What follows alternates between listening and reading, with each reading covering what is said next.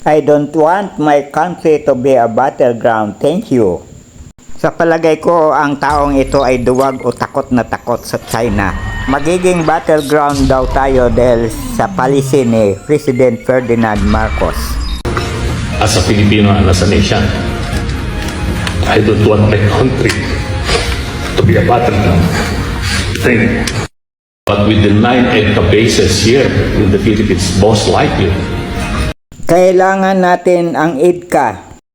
Kung maaari ay damihan pa kasi iyan ay pangdepensa ng bansa. Nalalaman na nating nagiging agresibo ang China at gusto na tayong sakupin. Kaya kailangan nating i-modernize ang ating Armed Forces of the Philippines.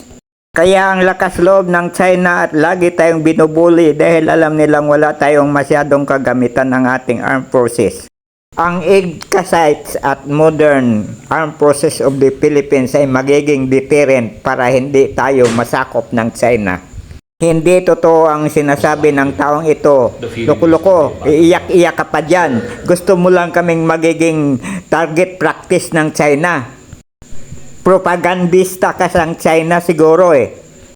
O duwag ka talaga. Ayaw mong ipaglaban ng bansang Pilipinas. Traitor ka ba?